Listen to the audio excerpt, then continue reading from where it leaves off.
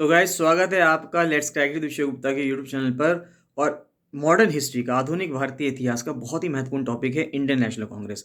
तो Indian National Congress के ऊपर आपको समझाया जा रहा है कि इंडियन नेशनल कांग्रेस का गठन कब हुआ, कैसे अलग-अलग सेशंस होते हैं, कौन-कौन उसके अध्यक्ष बनते हैं, पहला सेशन कहाँ हुआ, दूसरा कहाँ हुआ। बहुत सारे इंपॉर्टेंट चीज़ें जो हैं उसमें हमें देखने को मिलेगी। वीडियो को अंत तक देखिएगा। 2 या 3 सेशन में वीडियो आएगी, 2 उम्मीद करता हूँ 2 में आएगी और उसमें ये आपका चैप्टर पूरा कंप्लीट हो जाएगा इंडियन नेशनल कांग्रेस का। इसको अगर आपने देख लिया तो इंडियन नेशनल कांग्रेस से हर साल जो एग्ज़ाम्स में सवाल पूछे जाते हैं, कोई भी सवाल नहीं छूटेगा, सब के सब सवाल कवर हो जाएँगे। आखिरी तक इसको ज़रूर से ज़रूर देखिएगा। आरओ सचिवालय के लिए, अपर पीसीएस के लिए और लोअर पीसीएस के लिए फुल प्रिपरेशन बैच शुरू होने जा रहे हैं। तो उसको जॉइन कर अगर आपको उसको जॉइन करना है तो उसके लिए आप मुझे 7665804421 पर कॉल या मैसेज कर सकते हैं। एक यही नंबर है, इसी नंबर पे आप कॉल कर सकते हैं। चलिए, बाकी अगर आपको कोई भी डाउट आता है, कोई भी फीडबैक है, सेशन है, तो कमेंट सेक्शन में कमेंट जरूर कीजिएगा। तो गाइज, मॉडर्न इंडियन हिस्ट्री का बहुत ही महत्वपूर्ण टॉपिक है Indian National Congress. Indian National Congress से आईएनसी के फॉर्मेशन से लेके कि आईएनसी कब बना, कैसे बना, किसने बनाया, उसके कौन कौन राष्ट्रपति रहे या कौन कौन अध्यक्ष रहे, उसके जो अलग अलग सेशंस हुए, कई सारे तरह के सवाल पूछे जाते हैं। इंडियन नेशनल कांग्रेस अपने आप में हिस्ट्री का, आधुनिक इतिहास का बहुत ही महत्वपूर्ण टॉपिक है। तो इससे सवाल हमेशा से पूछे गए हैं और आगे पूछे जाते रहेंगे। स्टार्ट करने से पहले बताना चाहूँगा गाइस कि फुल प्रिपरेशन बैच चल रहा है कनिष्ठ सहायक एग्जाम का, जिसका एग्जाम 5 मार्च को होने जा रहा है। तो आप उसका फुल प्रिपरेशन बैच ज्वाइन कर सकते हैं, साथ साथ टेस्ट सीरीज ज्वाइन कर सकते हैं। आरओ का सचिवालय फुल प्रिपरेशन बैच चल रहा है। लोअर पीसीएस प्रीलिम्स के लिए फुल प्रिपरेशन बैच शुरू हो चुका है और अपर पीसीएस प्रीलिम्स के लिए भी फुल प्रिपरेशन बैच शुरू हो चुका है। तो आप इनको ज्वाइन कर सकते हैं। करंट अफेयर्स की रेगुलर पीडीएफ्स ले सकते हैं। Daily MCQ practice paid group भी ज्वाइन कर सकते हैं। सभी जो फुल प्रिपरेशन बैच है उसके अंदर आपको सारा कंटेंट दिया जाएगा, टेस्ट सीरीज दी जाएगी, एमसीक्यूज दी जाएंगे, पूरी गाइडेंस प्रोवाइड की जाएगी, जिससे कि आपकी प्रिपरेशन बहुत अच्छे से हो सके। इन सभी को ज्वाइन करने के लिए आप 7665804421 पर कॉल या मैसेज कर सकते हैं। तो उसमें सारा चीज़ें ली गई हैं कि किस किस तरह से इंडियन नेशनल कांग्रेस बनी, एओ ह्यूम का क्या रोल रहा, उसके बाद ऑब्जेक्टिव्स क्या थे आईएनसी के, यानी कि उनके मुख्य उद्देश्य क्या थे, पहला सेशन कैसे रहा, फॉर्मेशन कैसे हुई, अलग अलग कॉन्स्पिरेसी थ्योरी जो कही जाती है वो कैसे है, और उसके बाद फिर एक पूरी टेबल से अलग अलग सेशंस के बारे में बताया गया है। बहुत ही अच्छी एक वीडियो बनेगी, इसमें आप पूरा कंटेंट बहुत ही अच्छे से बनाया गया है, तो उसको आप लगातार देखते रहिएगा। कोई भी डाउट आएगा, कोई भी आपका फीडबैक होगा तो उसको कमेंट सेक्शन में कमेंट जरूर कीजिएगा। चलिए स्टार्ट करते हैं। सबसे पहले वो लिख रहा है कि the need for an All India organisation of educated Indians had been felt since 1880। तो 1880 के आसपास से लगने लग गया था कि अब भारत में एक पढ़ी लिखी जो एजुकेटेड लोग हैं उनके लिए एक संस्था की ज़रूरत है। और उसके बाद इल्बर्ट बिल कंट्रोवर्सी हुई, तो उसके वजह से 1880s में जब इल्बर्ट बिल कंट्रोवर्सी होती है तो उसके वजह से और ज़्यादा ये जो इच्छा थी उस टाइम के लोगों की कि एक ऑल इंडिया ऑर्गेनाइजेशन होनी चाहिए, यानी कि एक ऐसी संस्था होनी चाहिए। क्योंकि उस टाइम पे जब इतिहास में अगर हम देखें तो उस टाइम पे कुछ ऐसी स्थिति थी कि एक भी संस्था पूरे भारत के स्तर पे नहीं थी। अलग अलग समाज को लेके, अलग अलग सेक्शन को लेके, अलग अलग रीजन क्षेत्र को लेके अलग अलग संस्थाएं बनी हुई थी। मद्रास के लिए अलग संस्था बनी हुई थी, कश्मीर के लिए अलग संस्था बनी हुई थी, तमिलनाडु में अलग थी और उड़ीसा में अलग थी, महाराष्ट्र में अलग थी। तो अलग अलग जगहों पे अलग अलग संस्थाएं थी। तो पूरे भारत के लेवल पे एक संस्था होना उस टाइम की ज़रूरत था, या उस टाइम की हम मान सकते हैं ज़रूरत थी। The establishment of Indian National Congress gave rise to one of the most prominent political associations of the 20th century. तो 20वीं शताब्दी का, यानी कि 1885 में बनती है ये, तो 20वीं शताब्दी का एक बहुत ही महत्वपूर्ण एक पॉलिटिकल ऑर्गेनाइजेशन बनी इंडियन नेशनल कांग्रेस, जो कि सिर्फ भारत ही नहीं वर्ल्ड वाइड फेमस हुई। तो इंडियन नेशनल कांग्रेस के स्टैब्लिशमेंट, स्थापना कैसे होती है समझ लेते हैं। तो इसकी स्थापना होती है 28 दिसंबर 1885 में, यानी कल के दिन ही इसकी स्थापना हुई थी। आज 29 है, कल 28 दिसंबर थी। तो 28 दिसंबर 1885 को इसकी स्थापना होती है। मुंबई में होती है, बॉम्बे में एओ ह्यूम के द्वारा, एलन ऑक्टावियन ह्यूम के द्वारा ये हुई। अपने आप में एक रिटायर्ड सिविल सर्वेंट थे जो शिमला में रह रहे थे रिटायरमेंट होने के बाद। He invited many Indian leaders regarding the Indian cause and he led the foundation of the Indian National Union. उन्होंने कई सारे जो भारतीय नेता थे उस टाइम के, उनको इनवाइट किया कि भारतीयों के लिए जो आप संघर्ष कर रहे हो उनके लिए उनको इनवाइट किया गया और एक फाउंडेशन रखी, एक नींव रखी किस चीज़ की, इंडियन नेशनल यूनियन की। But after the suggestion of Dadabhai Nehru ji, it's name was change to Indian National Congress. ये सवाल पूछा जाता है कि इंडियन नेशनल कांग्रेस का नाम जो इंडियन नेशनल कांग्रेस रखा गया, ये जो लास्ट में कांग्रेस है, ये कहाँ से, ये किसने रखवाया? तो ये दादा भाई नेहरू जी ने रखवाया, क्योंकि एओ ह्यूम ने इसका नाम इंडियन नेशनल यूनियन रखवाया था। दादा भाई नेहरू जी के कहने पे इसका नाम इंडियन नेशनल कांग्रेस कर दिया गया। और जो कांग्रेस शब्द लिया गया, कांग्रेस शब्द कहाँ से लिया गया? अमेरिकन कॉन्स्टिट्यूशन से लिया गया। अर्ली लीडरशिप अगर हम देखें तो दादा भाई नेहरू जी ने इसकी अर्ली लीडरशिप करी है। 3 बार इसके ये अध्यक्ष भी रहे जब इंडियन नेशनल कांग्रेस के सेशन हुआ करते थे आईएनसी के।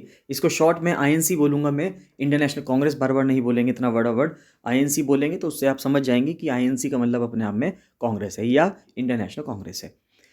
तो जो अर्ली लीडरशिप थी आईएनसी की, वो दादा भाई नेहरू जी थे, उसमें फिरोज शाह मेहता, बदरुद्दीन तैयब जी, WC बैनर्जी, सुरेंद्र नाथ बैनर्जी, रमेश चंद्र दत्त, S सुब्रमण्यम अय्यर, कई सारे और लोग थे जो कि बॉम्बे और कैलकाटा से थे और काफ़ी अच्छे एफ्लुएंट लोग थे, ये रिच क्लास भी थे और साथ ही साथ बहुत ज़्यादा पढ़े लिखे भी लोग थे। Formation of INC was an effort in the direction of promoting the process of nation building. ये बहुत महत्वपूर्ण बात है कि पूरा एक देश को एक प्रतिमा देने के लिए, एक छवि देने के लिए कि यहाँ पे ये एक देश है, उसके लिए एक देशव्यापी पॉलिटिकल बॉडी भी हमारे पास होना ज़रूरी है।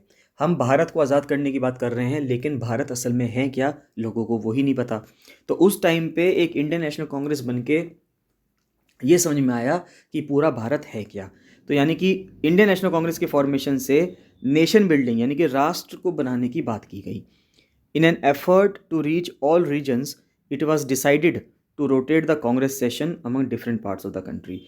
सभी क्षेत्रों तक पहुंचने के लिए ये डिसाइड किया गया कि हर साल आईएनसी का सेशन होगा और ये देश के अलग अलग कोनों में होगा, और जो प्रेसिडेंट होगा यानी कि जो अध्यक्ष बनेगा आईएनसी का, जिस साल जो जहाँ पे भी सेशन होगा वो वहाँ का आदमी नहीं होना चाहिए। The president belong to a region other than where the Congress session was being held. मान लेते हैं कभी अगर कांग्रेस का सेशन देहरादून में हो तो जो पर्सन है जो उसका अध्यक्ष बनेगा वो उत्तराखंड का नहीं होना चाहिए, ये मान के चलिए। मान लेते हैं कि वो हो सकता है राजस्थान का आदमी हो सकता है, तमिलनाडु का लीडर हो सकता है, उसको सेशन का अध्यक्ष बनाया जाएगा। और सेशन जो होंगे हर साल कहाँ कहाँ हुए हैं, अलग अलग क्षेत्रों में हुए हैं, अलग अलग नगरों में, महानगरों में। यहाँ तक कि आईएनसी का सेशन, अगर आपसे कभी पूछा जाए सवाल में क्या आईएनसी का सेशन कभी गांव में हुआ है, तो बिल्कुल एक सेशन ऐसा भी रहा है आईएनसी का जो गांव में भी हुआ है, उसके बारे में भी आगे डिस्कस करेंगे।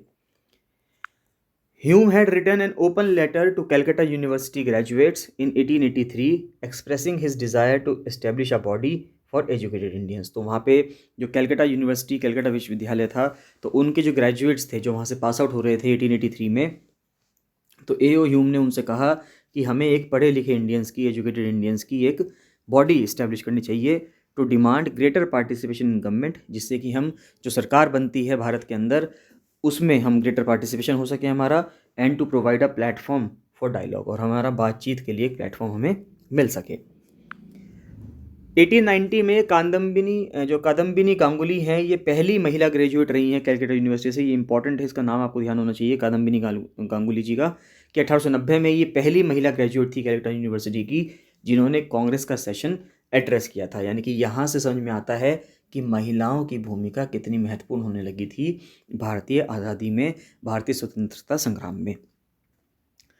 एओ ह्यूम का क्या रोल है, अब उनकी भूमिका क्या रही है वो देख लेते हैं।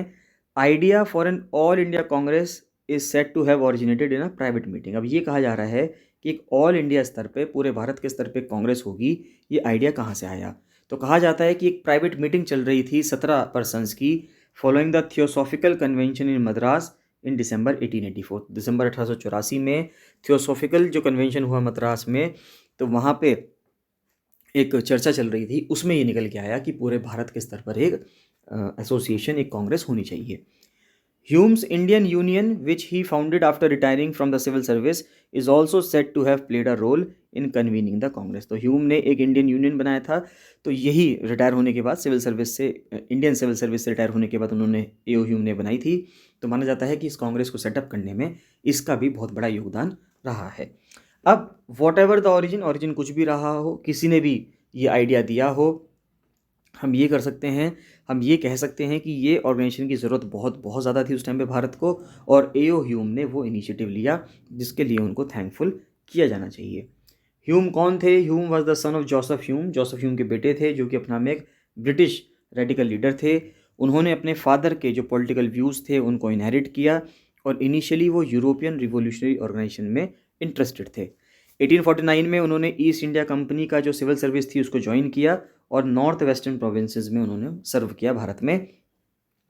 और उन्होंने कई सारे प्रोजेक्ट्स में इन्वॉल्व रहे भारत में, जैसे कि एजुकेशन को फैलाने का काम में रहे, जो समाज में बुराइयां चलती थी, सोशल एविल्स चलती थी, उनसे लड़ने का काम उन्होंने किया। एनकरेजिंग एग्रीकल्चर प्रोग्रेस, और एग्रीकल्चर में, खेती में किस तरह से विकास किया जाए उसमें भी उन्होंने भागीदारी की। Hume even started a newspaper in 1861 to educate the people of Etawah on political and social issues. तो एओ ह्यूम ने एक 1861 में एक न्यूज़पेपर भी स्टार्ट किया, जिससे कि जो इटावा यूपी में रहने वाले जो लोग हैं उनको पॉलिटिकल यानी कि राजनीतिक तौर पे और सामाजिक मुद्दों पर किस तरह से उनके विचार बने, किस तरह से वो विकास करें, उन चीज़ों के ऊपर भी ह्यूम ने उन्हें पढ़ाने की कोशिश की।